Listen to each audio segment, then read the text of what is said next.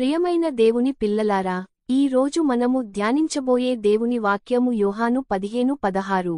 ఈ వాక్యంలో యేసు ప్రభువు ఇలా చెబుతున్నాడు: మీరు నన్ను ఏర్పరచుకోలేదు, నేను మిమ్మును ఏర్పరచుకొని నియమించితిని. ఈ వాక్యం మన జీవితానికి ఎంతో గొప్ప సత్యాన్ని తెలియజేస్తుంది. మనము దేవుని ఎన్నుకున్నామని అనుకుంటాము, కాని వాస్తవానికి దేవుడే ముందుగా మనలను ఎన్నుకున్నాడు. దేవుడు ప్రతి మనిషిని ఒక లక్ష్యంతో సృష్టించాడు. మీ జీవితం యాదృచ్ఛికం కాదు, మీరు దేవుని ప్రణాళికలో భాగం. ఈ సందేశం చివరి వరకు వినండి. ఈ రోజు దేవుడు మీతో మాట్లాడబోతున్నాడు. దేవుడు మనలను ఎన్నుకున్నాడు. ఈ వాక్యంలో ఒక గొప్ప సత్యం ఉంది. మీరు నన్ను ఏర్పరచుకోలేదు. మనము దేవుని వెతికే ముందు దేవుడే మనలను వెతుకుతాడు. బైబిల్లో కూడా చూస్తే దేవుడు అనేక మందిని ఇలా ఎన్నుకున్నాడు. దేవుడు అబ్రాహామును ఎన్నుకున్నాడు. దేవుడు మోషేను ఎన్నుకున్నాడు. దేవుడు దావీదును ఎన్నుకున్నాడు. అలాగే దేవుడు ఈ రోజు మిమ్మల్ని కూడా ఎన్నుకున్నాడు. దేవుడు ఎవరినైనా ఎన్నుకున్నప్పుడు వారి జీవితంలో ఒక గొప్ప పని చేయాలని భావిస్తాడు. దేవుడు మనలను ఎందుకు ఎన్నుకున్నాడు?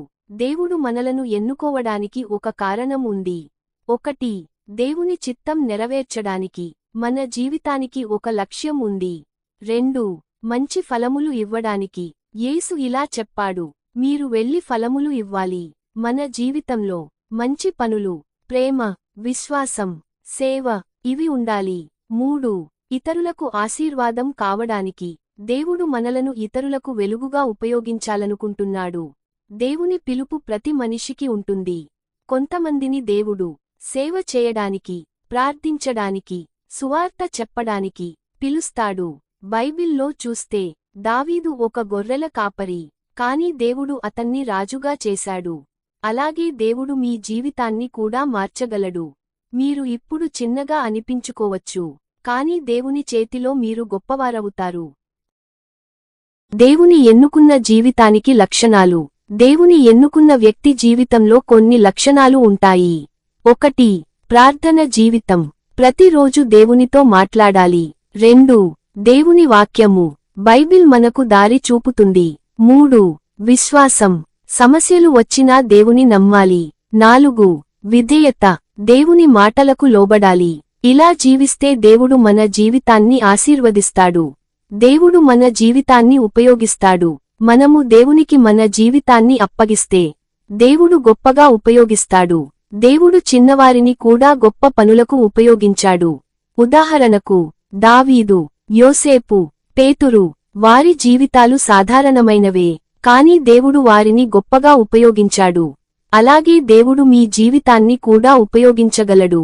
ప్రియమైనవారు, మీరు ఒంటరిగా లేరు. దేవుడు మిమ్మల్ని ఎన్నుకున్నాడు. మీ జీవితానికి ఒక లక్ష్యం ఉంది. మీరు దేవుని చేతిలో ఉన్నప్పుడు మీ జీవితం ఆశీర్వాదంగా మారుతుంది. ప్రార్థిద్దాం. పరలోక తండ్రి, ఈ రోజు నీ వాక్యము ద్వారా మాతో మాట్లాడినందుకు కృతజ్ఞతలు. నీవు మమ్మల్ని ఎన్నుకున్నావు. మా జీవితాలను నీ చేతిలో అప్పగిస్తున్నాము.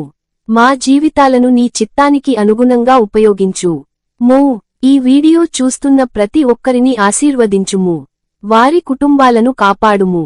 వారి జీవితాలలో శాంతి, ఆరోగ్యం, ఆశీర్వాదం ఇవ్వుము. యేసు నామములో ప్రార్థించుచున్నాము తండ్రి. ఆమేన్. ఈ వీడియో మీకు ఆశీర్వాదంగా ఉంటే లైక్ చేయండి, షేర్ చేయండి. మరిన్ని దేవుని వాక్యాల కోసం సబ్స్క్రైబ్ చేయండి. దేవుడు మిమ్మల్ని ఆశీర్వదించుగాక.